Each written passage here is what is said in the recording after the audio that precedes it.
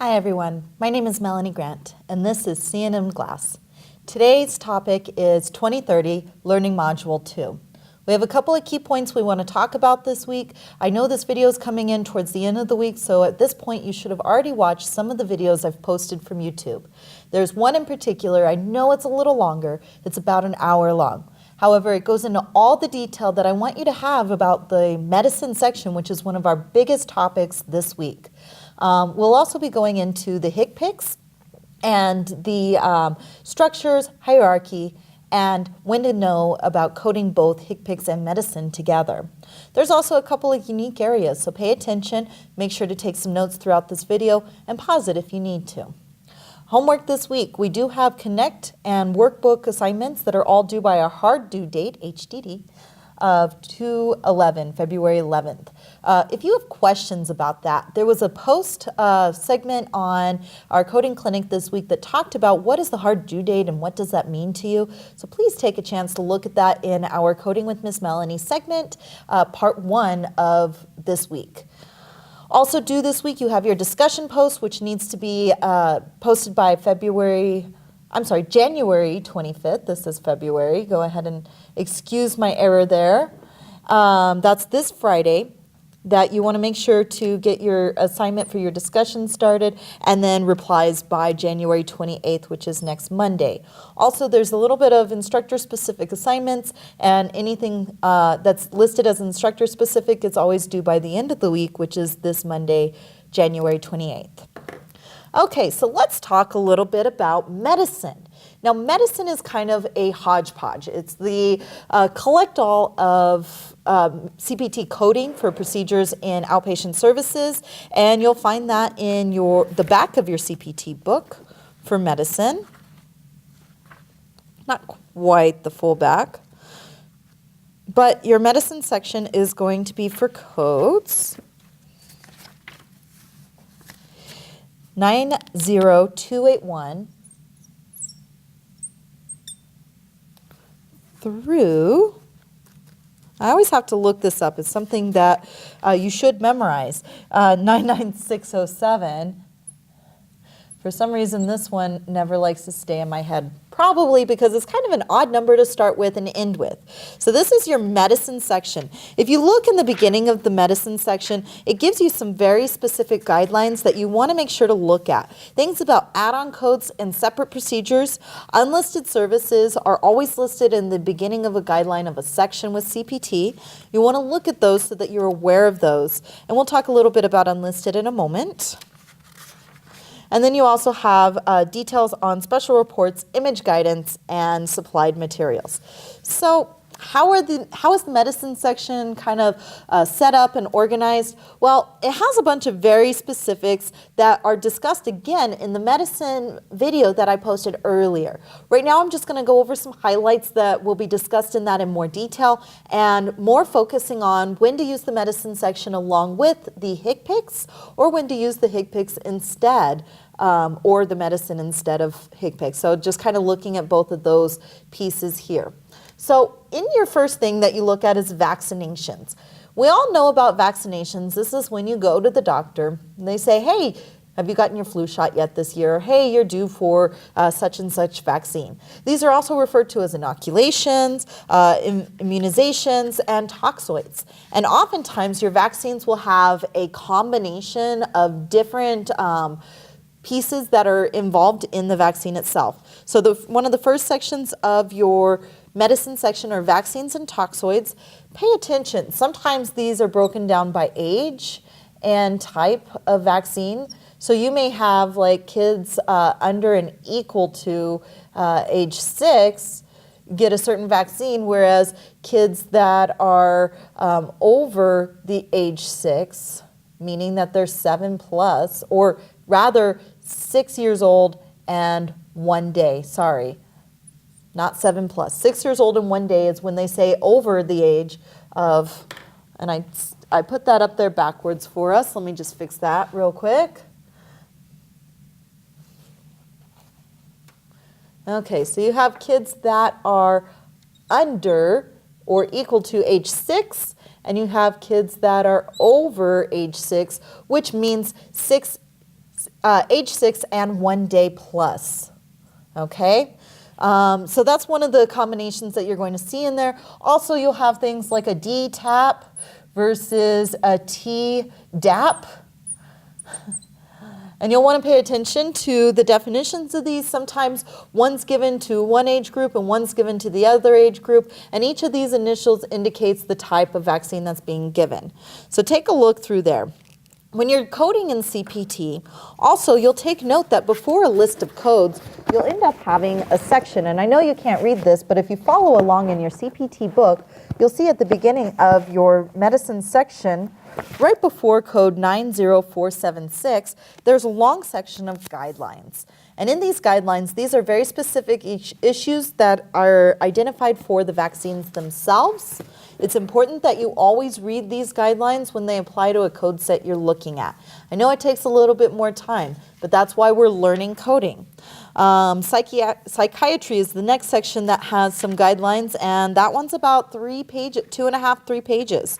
It's still important that you read those guidelines for each section. Unlike ICD-10-CM, which had all the guidelines in the very beginning, each section of the CPT has very specific guidelines pertaining to that subcategory. Okay, so moving on, let's talk a little bit more about vaccines and how they're structured. So when you have a vaccine, you have two things that's being done. You have what we're doing.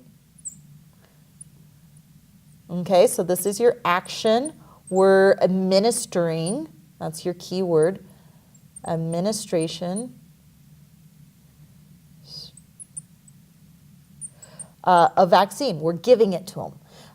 Versus what we're doing, or what we're giving, rather. This is the vaccine itself. So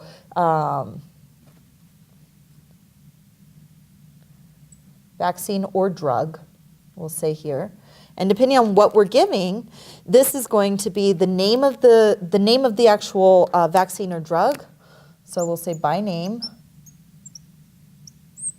And if it's a vaccine, it's going to go under your CPT book. So vaccines are CPT, and drugs are found under your HCPCS. So it's really important to identify that there's two codes here when you have a vaccination. You have what we're doing, the action of giving the vaccine, which is a billable charge because we're paid for our time and for the service, and then what we're giving, and that's the vaccine itself. So in this scenario, we're talking about vaccines, that code's from the CPT book. However, if we're giving them a drug, such as a drug for cortisone shots, which is a common one, or if we're giving them, let's say, prednisone, or we're giving them birth control, we're giving them any kind of medication that's provided, whether it's inpatient or outpatient, we're going to have the type of administration that we're going to find, and we're also going to have the drug. And so in your video that you watched this week, there's a lot of really good details. In your chapter review, there's a lot of good details, breaking up those and talking about those specifics. For this video, I know you're already taking some time looking at everything I've provided, so we'll move on. The next few things that I wanted to point out to you in the medicine section, you have things like psychiatric services. These are codes that are broken down based off of seeing a patient for initial evaluations, which is part of the type, or reassessments or ongoing treatment. So you talk about, you want to look for documentation that says what type of psychiatric treatment it is, and then also documentation of how long. Now, with the time on services, the typical guideline is that it has to be greater than 50% of the billable service for us to bill. However, some of them do require us to have a full amount of time indicated. You'll find that information in your guidelines, so it's really important that you read through that. Same thing with therapies or treatments. Often abbreviated as TX. Your different types of therapies, and there's actually a variety of them in your medicine section, from chiropractic therapies, acupuncture therapies, rehab therapies, and occupational orthopedic type therapies. All of these are going to be separated and documented by the type of therapy it is, how long it was done, and in some cases where it was done to. Make sure you're reading through those guidelines, everyone. There's various different types of tests. These are diagnostic tests for cardiovascular and respiratory services.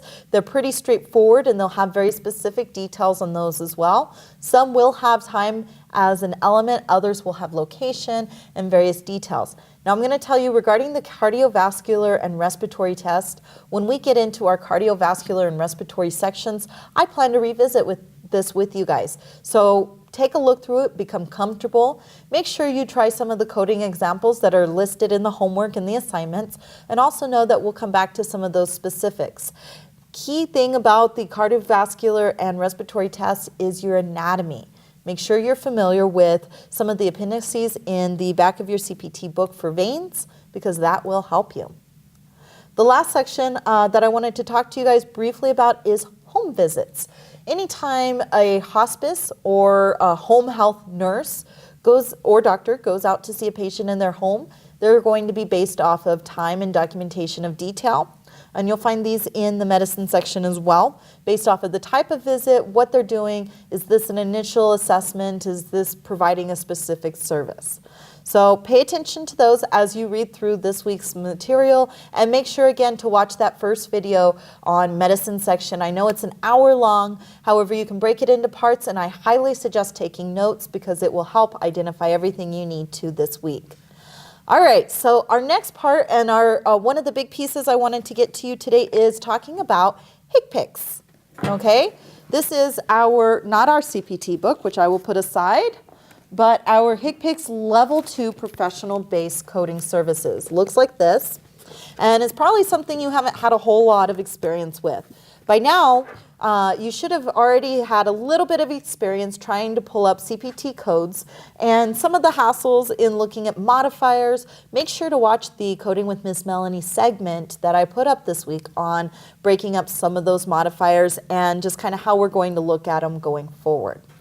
Okay, for our HCPCS coding, you have here some pretty straightforward alphabetic indexes in the front, and one of the things I absolutely adore about the book that we have this term is the pictures in the front. So you have some very good, very colorful, articulated pictures with anatomical positioning, anatomical labeling, and all the details you might need when you're coding your diagnoses, your HCPCS services, and your CPT services.